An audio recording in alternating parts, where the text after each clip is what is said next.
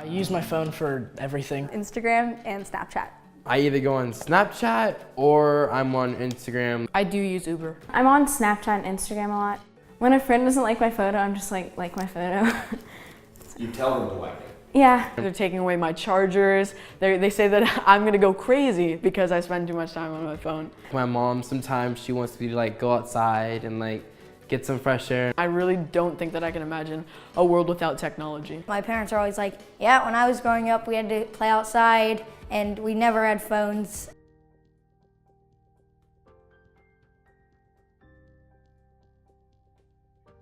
So I've been teaching at ITP, at the Interactive Telecommunications Program, for about 10 years. And the average age of my students has stayed pretty much the same.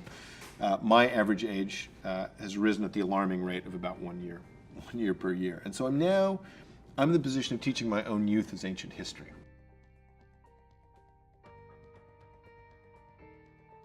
How different is it from like when I was a kid, I'd come to the mall and I'd do stuff at the mall, or I'd go to the movie theater or whatever. How different is it? Think about what happens when you were doing that with your friends, right? You were there, you were joking around, you were gossiping, you were flirting, you were kind of consuming culture and consuming merchandise, but it was part of this all-encompassing social experience.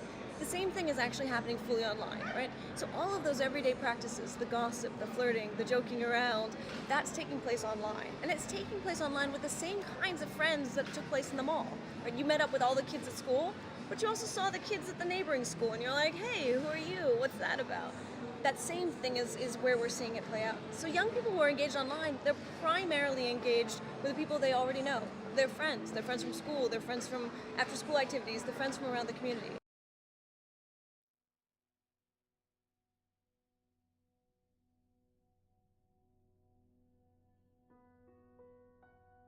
I do think they think differently, and the real question, I think, is how much of that is normal human plasticity, right? We all are really good at responding to opportunities, and this young generation has different opportunities than my generation had.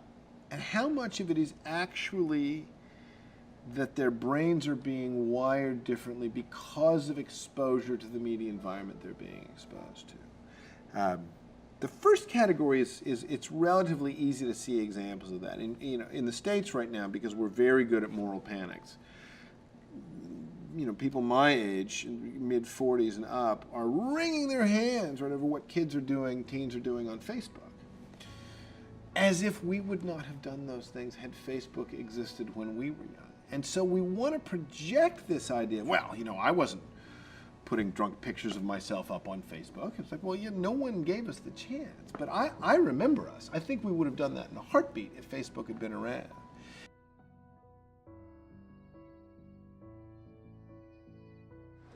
Yeah, we're seeing patterns, and a lot of it has to do with their particular social positions, right? So the popular kids are using the technologies to try to maintain and reinforce popularity in very particular ways, and that's where we see social status becoming really critical.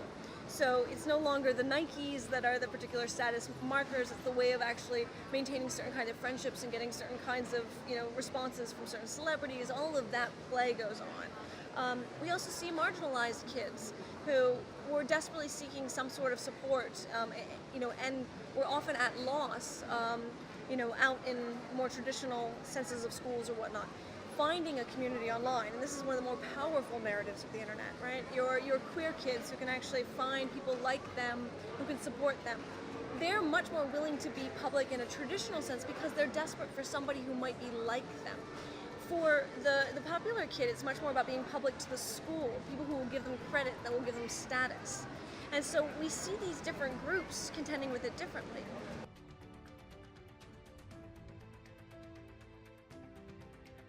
The way we represent ourselves online has devolved from the quirky, personalized HTML web page, homepage of the 90s, to the somewhat modular but still strange presence of a MySpace page, to the completely formatted and market-friendly presence of a Facebook page. What we've done is moved from personal, human, open-ended self-expression to completely market and computer-friendly, regimented and conformist expression.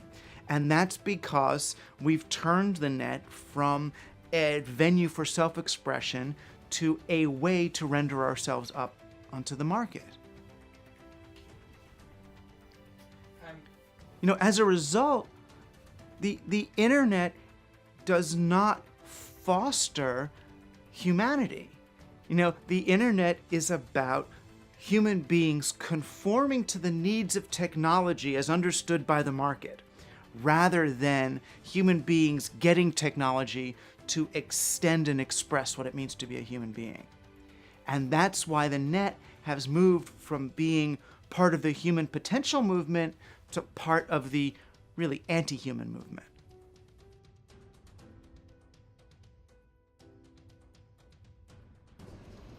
Okay, we all have information needs. Those needs might arise from health, it might arise from wanting to find a good school, it might even arise from wanting to find the cheapest product somewhere. Everything triggers off a sort of information need. And to meet your need, you've got to seek information, hence information seeking.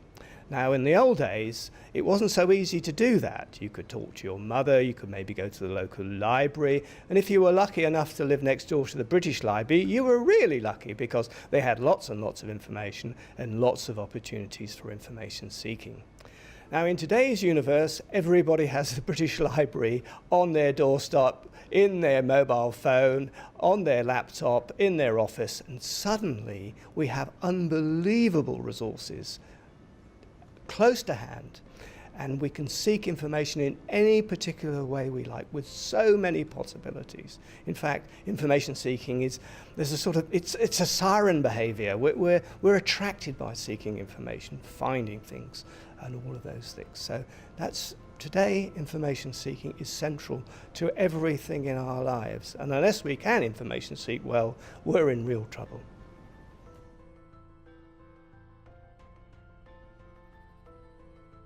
When you grow up expecting to be able to find information at a moment's notice, what does it do to your ability to internalize information?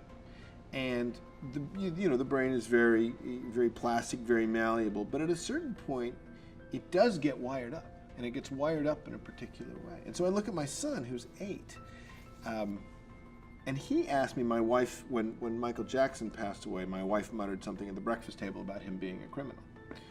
And my son later asked me, right, was that true? And I said, well, the dilemma of explaining the difference between accusation and proof and so forth, we're going along in this conversation, and I say essentially no one knows, right? There were these questions, nothing was ever proved. And he looked at me and said, not even Wikipedia? And I realized he'd never asked a question before, because he tends to be in the domain of facts. What's the fastest train, Dad? I have no idea, but Wikipedia does. What's the tallest building? I'll just look it up on Wikipedia. And suddenly he comes up to a question that's entirely interpretive. And clearly his worldview was a little bit shaken, because there'd never been a question he couldn't answer before. And so you wonder how much of his relationship to the factual is being shaped by the idea that you don't need to guess or estimate or remember. If you can get your hands on a keyboard, you can find out right then.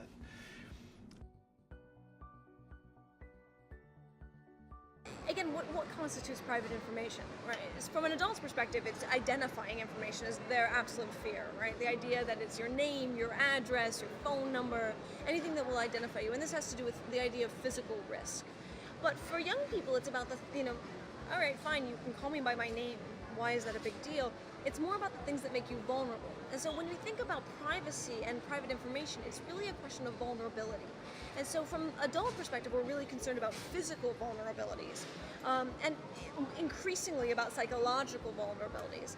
And for a lot of young people, it's about social vulnerabilities. So, how do I make certain that I don't get teased, harassed, bullied because of the things that I make available out there? How do I make certain that what I put out there makes me seem cool and not lame? How do I balance that? So the social vulnerability is the privacy fight for young people. The physical and psychological is the fight for parents. And so we see these two constantly at odds, because part of putting things out in public is to achieve status, you need to actually make yourself vulnerable at a certain level. And how do you actually do that in a way that balances the risks and the benefits?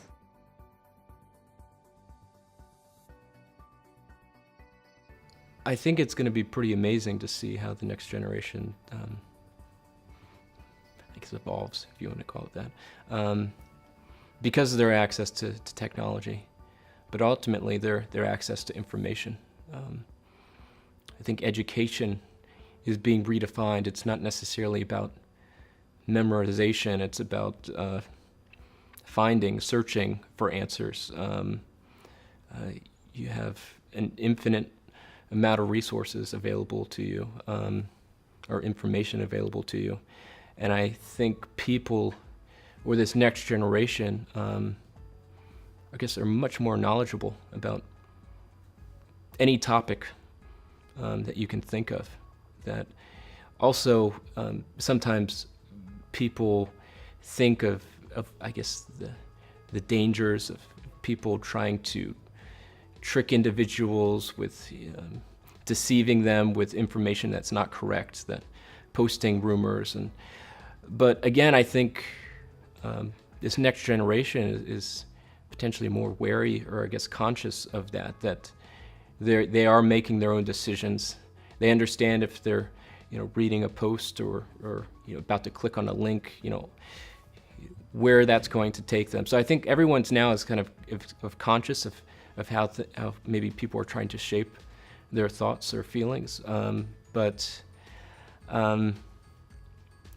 again, that's not any different than what has happened in the past. I think different news organizations have different takes on just even one particular event, especially when you talk about the political system.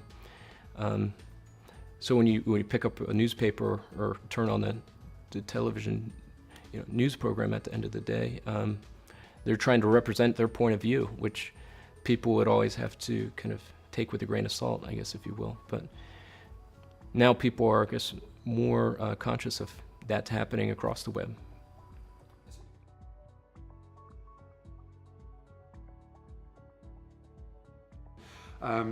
I honestly believe that if you were to go back into the 1920s and take an ordinary, semi-educated 15-year-old and place him next to an ordinary, semi-educated 15-year-old now, you would find the one now knows more, understands more, is more socially confident, is more aware of the rest of the world, is more able and more adept at research, may not be able to say their 9 times table as fluently or repeat a moa massa matamama samatis amant. They may not be able to do that. Is that such a great loss?